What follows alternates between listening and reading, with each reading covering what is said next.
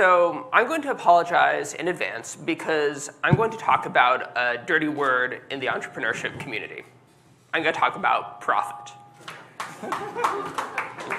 So you guys might have heard the joke, but not really a joke, where you ask a startup founder, hey, is your company profitable? And the founder goes, ew, no, that would hurt our valuation.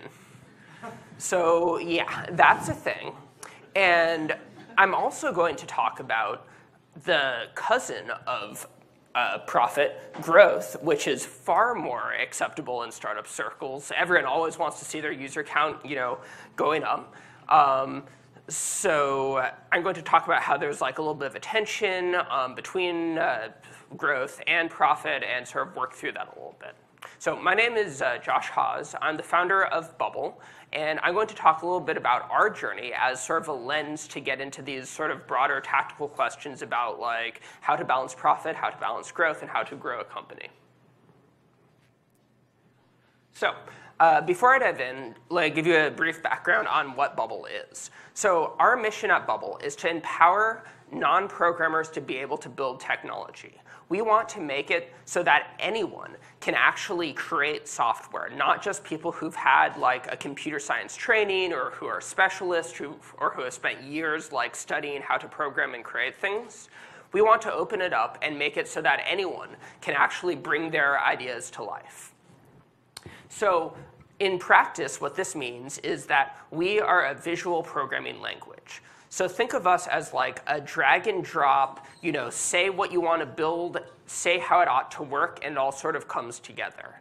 And we're also a cloud-based hosting platform. So you build an application on Bubble, and then you run it on top of our platform. And that actually is pretty important to the theme of the talk, because our business model is that we're a platform as a service company, and we're actually built on top of Amazon Web Services, and we use this to host apps and pay, and users subscribe to host their apps on top of us. So we are a pretty complicated piece of software. Often when I'm telling people, hey, we're trying to make it so that anyone can write code, they're like, hey, that's impossible. Coding's really complicated. There's a lot that goes into building stuff. The answer is yes, you're right. It is complicated. So we can't take that away. We think of ourselves as a power tool, kind of like Photoshop or InDesign or Excel, that is a tool for professionals trying to create something with a little bit of a learning curve to get up to speed on the tool. However, what we add to the traditional programming experience is that we're collapsing the layer of abstraction. So in computer programming, there's this concept of you start with the very basic building blocks, like a CPU, you write assembly language, all this low-level stuff that has absolutely nothing to do with what you're actually trying to create. And you sort of build your way up from that. And the history of computer programming has been an evolution from these low-level programming languages up to the stuff that we use today, like Python and Ruby and these faster, easier languages. And what we're trying to do is go up to the next level of abstraction by letting you communicate in terms of what you actually want to create. If you're trying to build a web application, we let you talk in web application terms about things like, the visual appearance or sending an email or saving data. So that's kind of what our value proposition and what we offer is. So more than just a tool, though, Bubble is also a platform and a community. We are very much driven by our users, and a big part of what we do is that users can create things for each other. So they can create templates that they sell to each other, they can create plugins that they install in other users' applications, and we have a super active community forum where people come in and help each other and teach each other how to use Bubble, how to build, how to do entrepreneurship, basically. So it's a community and a collection of individuals. So first of all, when talking about how we got from nothing to where we are today, the first lens to discuss that through is product, because at the end of the day, a company is based on its product. So I started this about 6 years ago with a co-founder, and for that first 6 months or so, all we did was build. Then finally, we had something, It wasn't great. In fact, it was pretty terrible. Definitely the whole, minimal and the MVP thing. But we started going out and talking to people and trying to sell it. And what we would do is we'd go to meetup groups where entrepreneurs who had a business idea and wanted to create something were looking for technical co-founders to go and help them create that thing. And what we'd say to them is like, look, sorry, we can't be your technical co-founder because, we're doing a company already, but you don't need one. You can use our tool to create what you're trying to build. So this is a pretty powerful message because getting a technical co-founder is hard, right? Like if you're trying to sell someone on equity, on your vision, without any money, without any proof that what you're trying to build is going to work, that's pretty challenging. So the message that you didn't need this resonated with people. On the flip side, it also seemed like a pretty crazy claim, right? Like, hey, everyone assumes you need a technical co-founder, and we're telling you, actually, no, you don't need a technical co-founder. So people had a lot of skepticism to that. And also, our product was pretty terrible at the time. So it was a hard sell initially between those two factors, but we eventually found one guy, I still remember him, who was willing to pay us $50 a month to be our first customer, and that was the moment we transformed into an actual business. And for the first month or two after that, our company was basically about serving this one guy's needs. Literally, my co-founder would be on Skype with him, video chatting 2 hours a day. And our product development cycle would be he'd call us up and be like, hey, I'm trying to build this, but I can't figure out how to do it. And my co-founder would be like, oh, wait, we don't have a way of doing that. So then we'd talk about it, then we'd build it, and then we'd go back to him an hour or two later and be like, hey, all right, now you can do this, do it that way. So that was sort of our initial product development cycle. Then another big turning point in our growth came in 2014 when we found so we were working with this guy. We got up to maybe 10 or 20 paying customers, very small, very intimate community. And then another breakthrough happened when we got a funded startup on our platform. And this was this company in the solar finance space that had gotten themselves into a market position where they had raised money, they were going to market, and then kind of at the last minute, they realized that they had a major problem with their technical platform and basically needed to do a rebuild from scratch. So they're like, oh my God, what do we do? They knew someone who knew us. They ended up building their thing on top of Bubble. We did a ton of custom consulting work for them to try and make this thing happen over the course of 2 months. They launched. They started getting paying customers through their platform, and then we had a real business on top of us. So this was another big product evolution milestone because once you have a business that's actually processing hundreds of thousands of dollars in transactions through your platform, you become a lot more responsible for you're not in startup mode anymore. You're in oh my God, we have to deliver. There are people who depend on us to make their business happen. So that was the next big milestone. Then over time, working with them, what we found ourselves doing is getting more and more customers until we were discovering that when a new user came to Bubble, it worked for them. We invested a lot in interactive training and various tools and things to make it easier for a new person to come on board. And we finally felt okay, people show up to us and even without us having to do much human intervention, we're getting them to sign up and we're getting them to use it. So that's about when we decided, all right, we can publicly launch this thing. Instead of recruiting customers by hand and using our network, we could actually get customers over the internet. And the timing worked out super well for us. We got really lucky because right around that time, Product Hunt, the product discovery website, was just taking off. This was their big moment where they were becoming super trendy. So we launched on Product Hunt right as Product Hunt was getting a ton of visibility.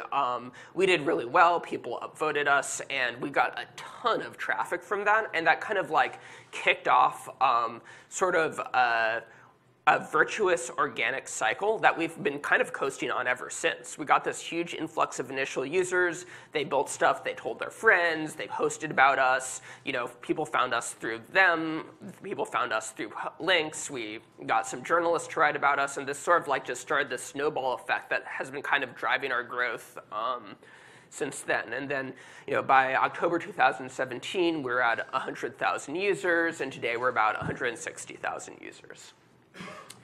So that is our product journey.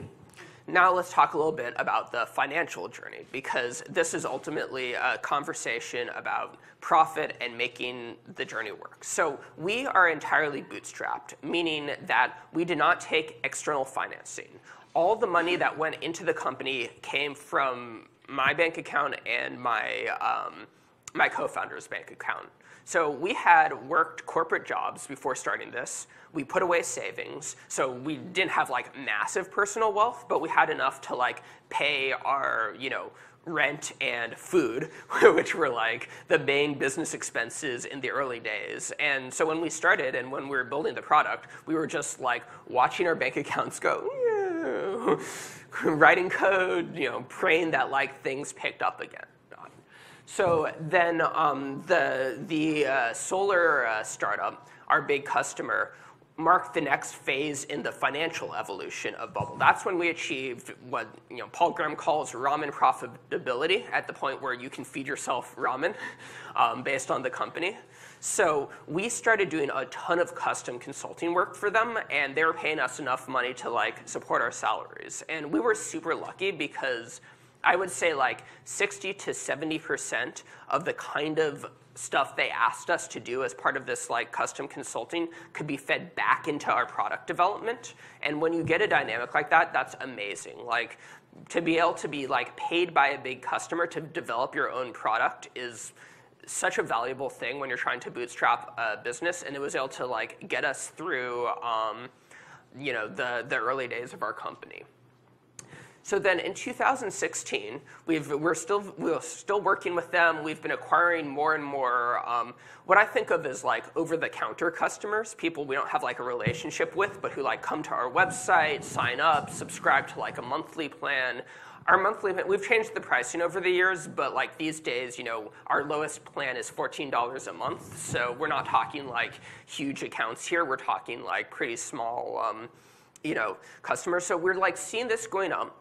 We're getting a lot of our revenue from this one big customer, and we go out and hire someone because we're feeling hey, we want to move faster, we would love another person on the team. And shortly after we hire this guy, we start running into problems with the startup where they're going through a fundraising round and their future starts looking very uncertain. So we're in this situation where our main source of funding may stay with us, may not stay with us.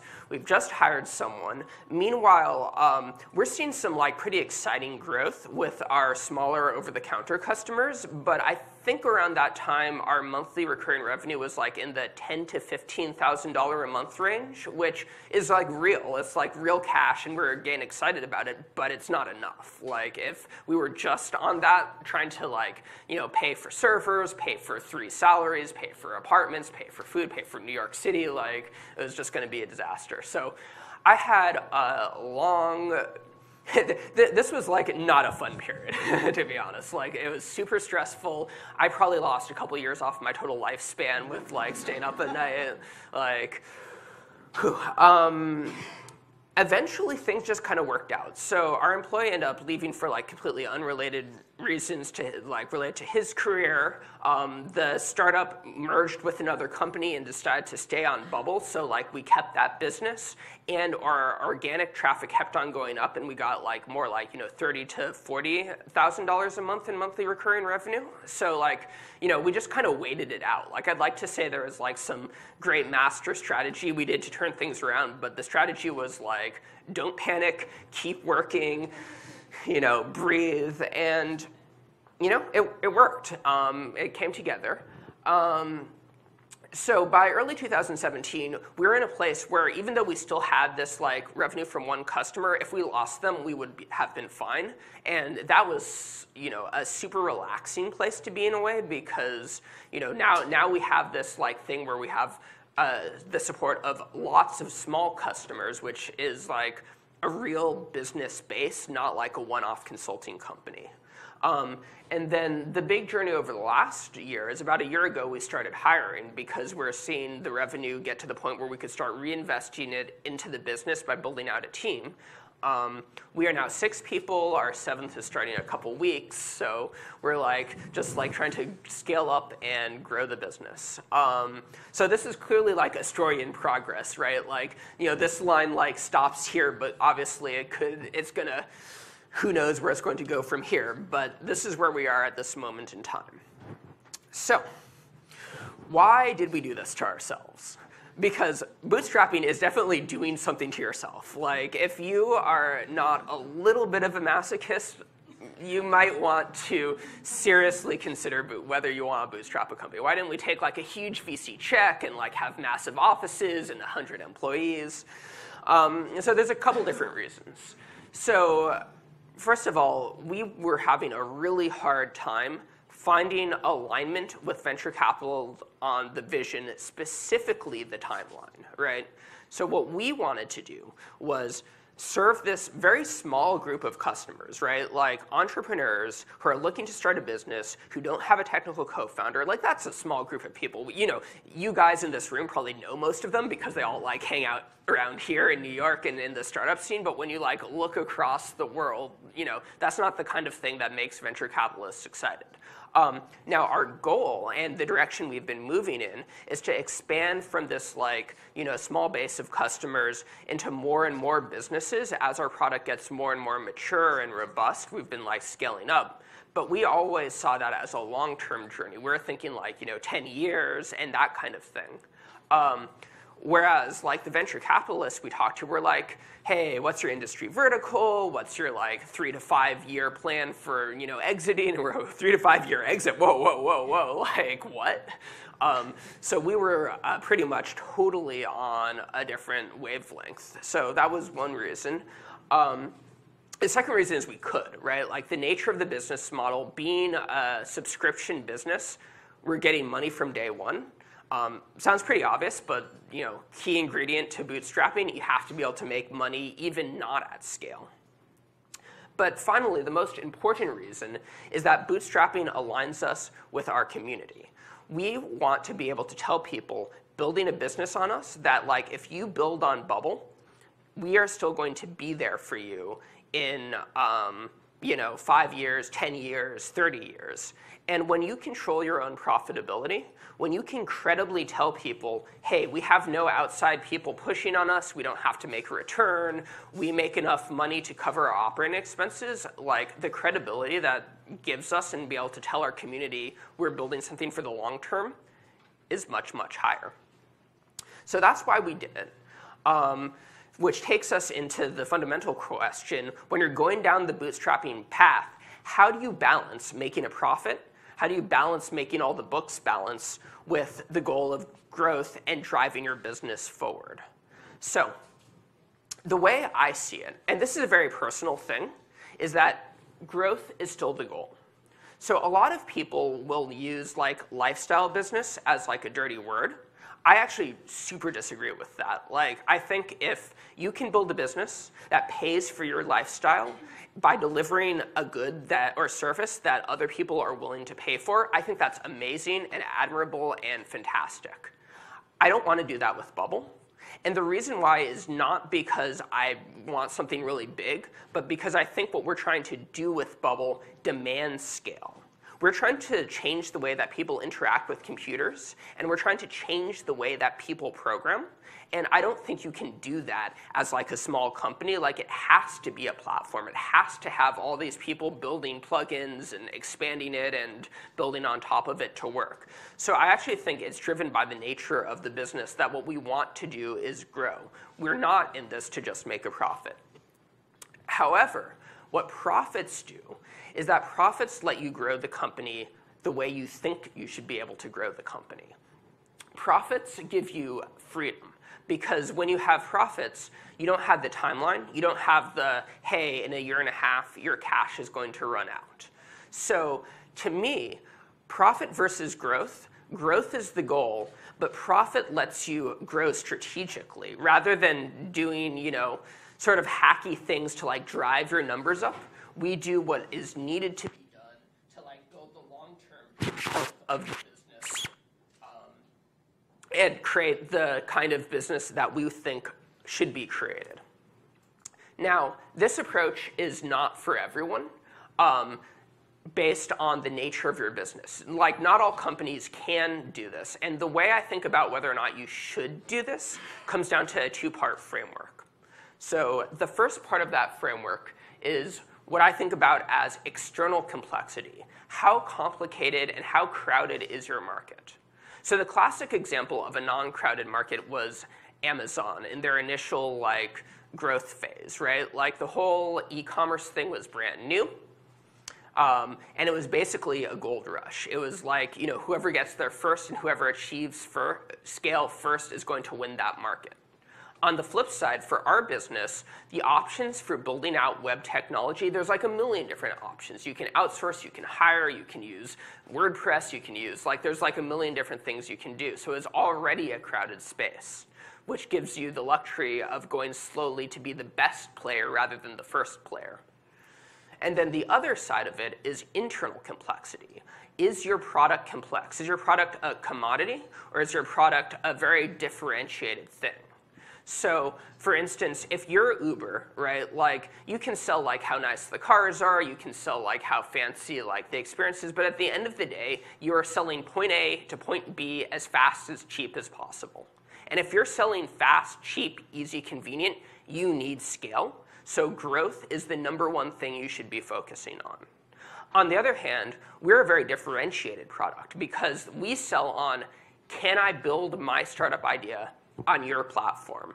And the answer to that question depends on every single customer. So it's an incredibly differentiated experience, which means that it takes a much, much longer time to build the right product. So it's not a race. It's about building a community and a product that supports that goal. Now, there are risks to bootstrapping. A big risk is under-resourcing, right? Like, if there are a million problems, and I'll be honest with potential Bubble users in the audience. If you use Bubble, you will find we have a lot of rough edges, right? And the reason we have a lot of rough edges is because we don't have the manpower to just like throw at problems, right? Our documentation, for instance, is not great. I know it's not great. I don't have the time and I don't have the people to like just solve that and make that disappear. So when you're going down the bootstrap route, you're going to like not throw enough resources that as a problem that problem really demands. The other more subtle risk is complacency. So I talked about the virtues of being able to grow at your own pace and build the business that you want to be able to build, right? Like that's a great thing. But there's also a psychological tendency to just sort of be like, okay, get lost in the day-to-day, and then look up a couple years later and be like, what happened, right? And it might feel when you're starting out like that couldn't happen. I'm so excited about my idea. I'm so excited about my vision. There's no way that could happen to me.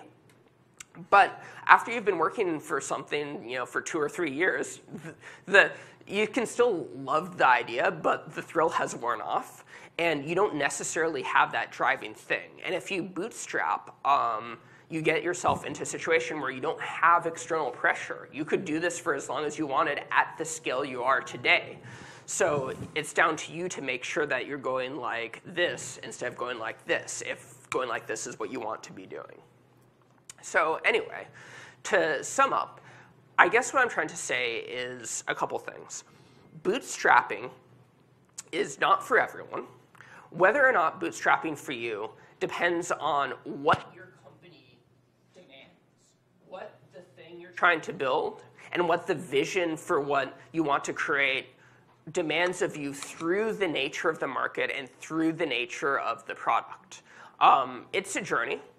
don't do it unless you really, really believe in what you're trying to create, because there's going to be hard times. And if you bootstrap, like, this isn't like a quick raise money, hire a big team, flip situation. This is like a 5 or 6, when I started this, I was 6 years younger, right? Like, that is a big chunk of my life.